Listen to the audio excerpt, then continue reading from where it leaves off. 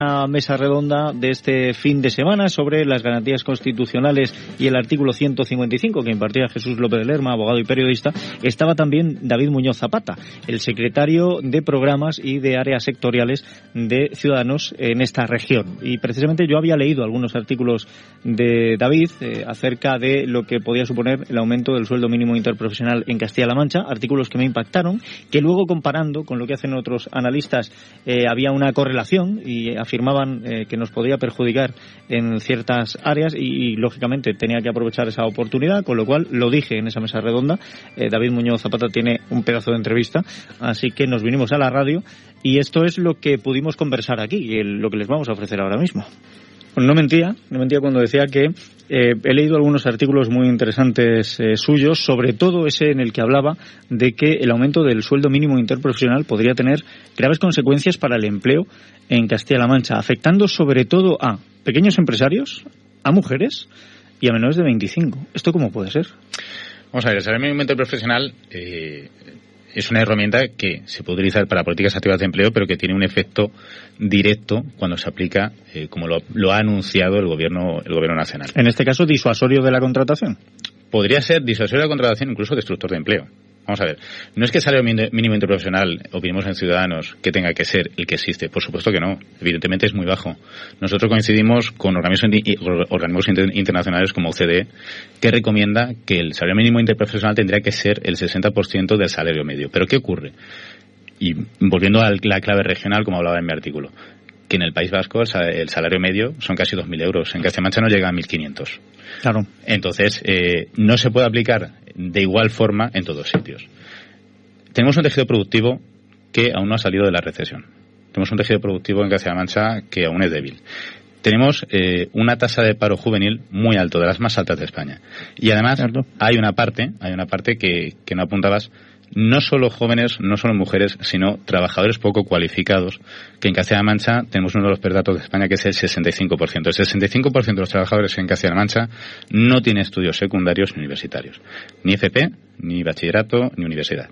Estamos hablando de trabajadores que muchos ni siquiera tienen la ESO. Una situación como esta, en la que se sube abruptamente y no de forma progresiva a un tejido empresarial que está principalmente, casi en su totalidad, compuesto por pequeñas empresas, muy pequeñas empresas, no hablamos ya ni de pymes, hablamos de microempresas, menos de 10 trabajadores, le supone un aumento en los costes que puede llevarle a despedir trabajadores. Yo he visto algunos estudios que dicen que primero, para que el autónomo ingrese en su casa 1.000 euros, tiene que generar 2.000 de ganancia. Sí, y yo que soy autónomo te lo digo. Si le suben la cuota de autónomo, ya tiene que generar más. Uh-huh. Pero aparte de eso, lo que un trabajador por cuenta ajena percibe en su nómina final es solo un porcentaje de lo que le va a costar al empleador. El empleador en realidad está invirtiendo mucho más dinero, con lo cual, subiendo todo esto, hace muy difícil que un pequeño empresario tenga más contrataciones, tenga más empleados. Hace muy difícil incluso que no despida para quedarse al final del sueldo. Vamos a ver, mira, por ejemplo, hace poco asistía a la entrega de los premios CECAM a las mejores empresas de Castilla-La Mancha, ¿no? Era en Toledo. Asistí a la ministra de Trabajo y Ángel Nicolás, el presidente de CECAM, se lo dijo muy claro a la ministra de Trabajo. No es lo mismo aumentar el SMI para Banco Santander o para Inditex que para una empresa, una peluquería de una persona que normalmente suele estar dada de alta en el RETA, es autónoma, y que tiene a 2 trabajadores, o a un taller de mecánica, o a un bar, una cafetería. No es lo mismo, no se puede aplicar de la misma manera. Imaginemos un caso, y no creo que esté hablando de nada de otro planeta, estoy hablando de la realidad de Castilla-La Mancha. Pequeño empresario o empresaria, dado de alta en el RETA, que tiene la cuota de autónomo que tiene que pagar, ingreso o no ingrese, tenga más ingresos o no tenga más ingresos, le haya ido mejor, le haya ido peor, tiene 2 trabajadores, una persona con la que lleva trabajando 8, 9, 10 años, y una persona joven, con poca cualificación, que acaba de contratar y que no lleva mucho tiempo. ¿Vale? No estoy hablando de una realidad de ningún otro sitio. Creo que es algo bastante común en lo que es el tejido empresarial y en el mercado laboral de Castilla-La Mancha. Si se le sube de un día para otro, porque es que estamos hablando de un día para otro, no una subida progresiva como se acordó en el anterior gobierno, sino un día para otro, un 23% el salario mínimo interprofesional, y encima, con la base de cotización, se le aumenta la cuota de autónomo, esa persona, ese pequeño empresario o empresaria, tiene un aumento de casi 1/3 de lo que son los costes de su empresa. Es que se dice pronto. Se dice pronto, pero además es que es de un día para otro. No es decir, vamos a subirlo progresivamente durante los próximos 3 años, 4 años, en función de cómo vaya evolucionando la economía. No, de un día para otro. Es casi tener un trabajador más. Claro, totalmente. Entonces, ¿qué va a decidir esa persona? ¿Va a despedir a la persona que lleva 8, 9, 10 años trabajando o a la persona joven que ha contratado hace poco, que ha podido salir de un curso de formación, etcétera? Lógicamente al joven, que además le cuesta menos liquidarlo. Por supuesto, lo tiene claro.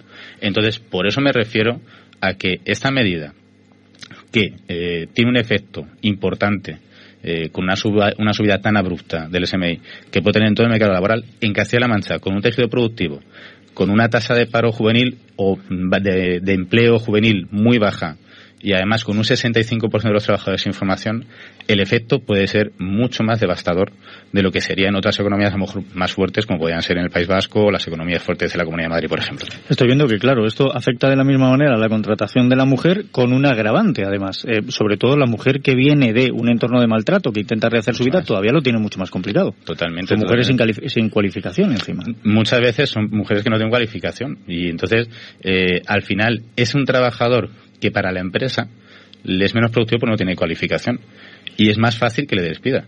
Sin embargo, si tuviéramos otro tipo de medidas para favorecer a esos trabajadores, como los que proponemos en Ciudadanos, el impuesto negativo en la renta, es decir, no hacemos una subida abrupta del salario mínimo interprofesional, sino que al final del año, aquellas personas que no alcancen un nivel adecuado de renta, se les devuelve una cuantía mayor que podría paliar esa situación de lo que hablamos de los trabajadores pobres, personas que están trabajando y sin embargo les cuesta mucho llegar a fin de mes. ¿Esa medida sería para autónomos, para pequeños empresarios? No, para trabajadores por cuenta ajena. Bueno, porque el problema de todas estas medidas, que es una medida efectiva, o sea, que al final te tengan que devolver ese dinero, viene bien, es qué es lo que va a haber reflejado en su nómina el trabajador mes a mes.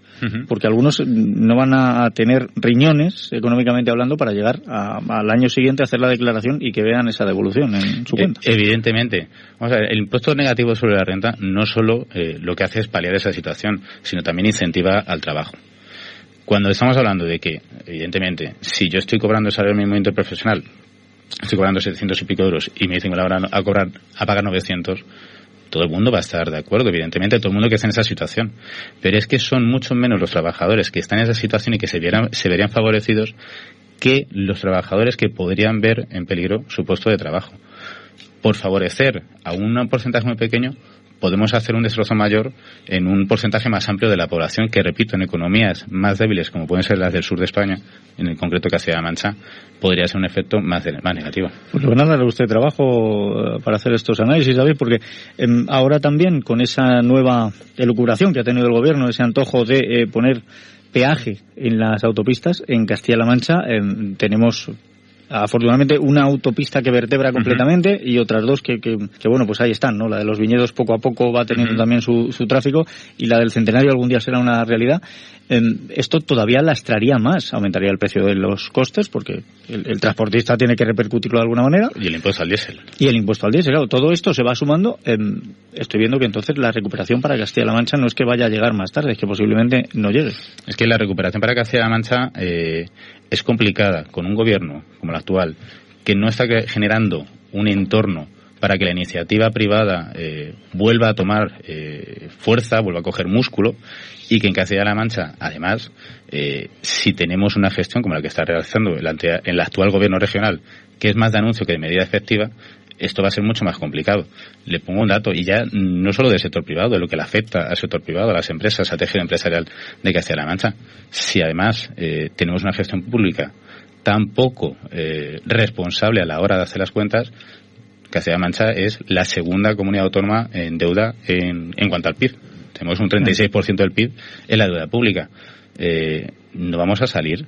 No vamos a acabar de salir si no tenemos las reformas necesarias para crear ese entorno en el que las empresas de Castilla-La Mancha puedan seguir creciendo y además seamos atractivos para que otras empresas puedan llegar y generar empleo.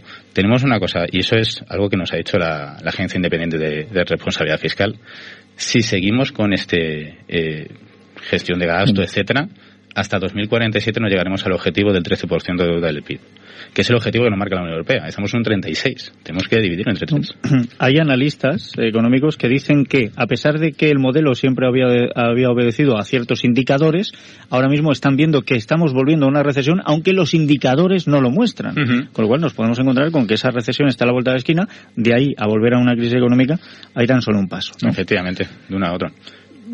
Parece mentira, pero cuando Montoro tomó las riendas de la fiscalidad en España, tomó la medida de subir el IVA. Por aquel entonces había gente que decía, no, baje usted los impuestos porque esto va a generar más consumo, el consumo pone en marcha el mecanismo de la pequeña y mediana empresa que soporta el 95% de los puestos de trabajo de este país y volvemos a poner en marcha la maquinaria. Bien, esto no lo está haciendo nadie, pero si dependiera de usted, ¿cuáles serían las medidas para intentar fomentar que la maquinaria vuelva a ponerse en movimiento? ¿En toda España o en Castilla-La Mancha? Empecemos por Castilla-La Mancha. Vamos a ver, nosotros tenemos una visión muy clara y lo hemos demostrado. Por ejemplo, ahora mismo nos han echado otra vez hacia atrás nuestro intento de eliminar el impuesto de sucesiones y donaciones. No es que esté directamente relacionado con la actividad empresarial, pero es una demostración de cuáles son nuestros principios. Uno de nuestros principios es que el dinero donde mejor está es en el bolsillo del ciudadano. No puede coger los distintos gobiernos autonómicos, incluso ayuntamientos, de traernos dinero para luego devolvernoslo a base de subvenciones que muchas veces son clientelares. Déjemelo usted en el bolsillo y ya sabré yo cómo gestionarlo como buen empresario o como buena empresaria. En Castilla-La Mancha tenemos un tejido empresarial, tenemos buenas empresas, y eso hay un dato que no conoce mucha gente. Somos la 9ª comunidad autónoma en número de empresas innovadoras, fíjese. No lo conoce casi nadie. Tenemos algunas cosas que son impresionantes. Tenemos empresas muy buenas, pero tenemos un tejido empresarial que en general es todavía débil. ¿Pero por la propia estructura o porque le lastran las instituciones con la tremenda burocracia? Yo creo que hay tremenda burocracia, aparte que hay una tremenda burocracia. Creo que no tenemos en Castilla-La Mancha unas instituciones abiertas en que favorezcan la competitividad de las empresas, es decir, que quien mejor al final sea el que ocupe el mercado, sino que hay demasiada intervención pública. Tenemos una gran tasa de intervención del sector público dentro de la economía y luego hay una parte que a mí me afecta especialmente y que la verdad es que es de las cosas que más me preocupa, que era el dato que os daba antes, de ese 65% de trabajadores no cualificados que tenemos en Castilla-La Mancha. Creo, y todo lo que nos viene ahora, pues economistas como Manuel Hidalgo nos están hablando del empleo del futuro, de la robotización, que cada vez las empresas van a necesitar personal más cualificado, que la AFP tiene que fomentarse. Si no tenemos una masa de población activa lo suficientemente cualificada, nuestras empresas que están aquí no van a poder ser competitivas, no van a poder competir con empresas, ya no del resto de España, sino de la Unión Europea, porque estamos en un mercado global. Y además tampoco vamos a poder ser atractivos para atraer empresas que vengan aquí. Vamos a ver. Se corta el flujo de la reinversión y te quedas descolgado. Efectivamente, y es que el empleo es lo importante. Vamos a ver, el empleo no se crea con planes de empleo de los ayuntamientos de 6 meses, ni se crea aumentando la oferta de empleo público. El empleo lo crean las empresas. Y si no tenemos un tejido empresarial fuerte, el que tenemos, fortalecido el que tenemos, recuperado el que tenemos, y empezamos a ser atractivos para que vengan más empresas y poder crear mayor tejido empresarial, no vamos a tener empleo. Si no tenemos empleo, no tendremos bienestar social. Y yo creo que la principal, ahora mismo, con el mercado que tenemos, el mercado laboral o el mercado en general que tenemos en el siglo XXI, el tener trabajadores bien cualificados es lo que puede hacer que las empresas que están sean más competitivas y que exista un reclamo para que vengan más empresas y generen más empleo. O sea que lo que tenemos que hacer es mantener un equilibrio en las medidas de fomento para que el empresario pueda poner en marcha su negocio y las medidas de descenso de la presión impositiva para que el ciudadano pueda consumir, ¿no? Que es lo que da muy bien. Dejemos el dinero a las empresas. Dejemos el dinero a las empresas, que las empresas son capaces de gestionarlo y de crear empleo. Entonces, no se lo detraigamos a base de impuestazos como el diésel, a base de peaje de las autopistas, a base de subir los costes salariales. No se lo podemos subir. Yo creo que el bienestar tenemos que redistribuir riqueza, no redistribuir miseria. Y no vamos tanto, incluso te digo más, ya no tanto a redistribuir riqueza, sino a redistribuir oportunidades. Tenemos que hacer un mercado en el que haya oportunidades. Y esas oportunidades tienen que pasar porque la iniciativa privada no se vea coartada por anuncios del gobierno, porque voy a subir el diésel, porque voy a subir el SMI, porque en 2040 se acabaron los coches diésel, gasolina, híbridos. Son anuncios absolutamente irresponsables que lo que hacen es generar incertidumbre, y yo creo que para cualquier persona que se ha dedicado a la actividad empresarial sabe que la incertidumbre es lo peor para esa actividad empresarial. Sí, está claro que lo hemos demostrado en la crisis con los especuladores. El dinero es cobarde. Si hay incertidumbre, se ha visto en Cataluña. Se va. El dinero huye, sale corriendo. Efectivamente. Bueno, pues vamos a ver si estas medidas al final se pueden adoptar y sobre todo si vuelve un poquito el sentido común, porque me da la sensación de que ahora mismo en la política hay mucho de mirar para adentro al interés propio, pero no ese sentido de Estado del que están adoleciendo muchos partidos, y vamos a ver si recuperamos esa línea porque sería bueno. Totalmente de acuerdo, nosotros estamos en esa línea. Nosotros vemos al Partido Popular muy preocupado por atraer el voto de la derecha, al Partido Socialista muy preocupado por atraer el voto de la izquierda. A nosotros nos importa España. Pues muchísimas gracias por haber estado aquí y por habernos dado la oportunidad de conocer esos razonamientos que, lo dije en el acto de este sábado, tiene un pedazo de entrevista, ¿no? Y lástima que en la radio no tengamos más tiempo para seguir hablando. Bueno, es así, las cosas del directo. Muchísimas gracias a vosotros por la invitación. Bueno, pues esta es la entrevista que pudimos mantener el sábado por la tarde-noche, como les decía, y creo que era interesante también que oyéramos ese testimonio. Llegamos a la información, en unos minutos estamos de vuelta.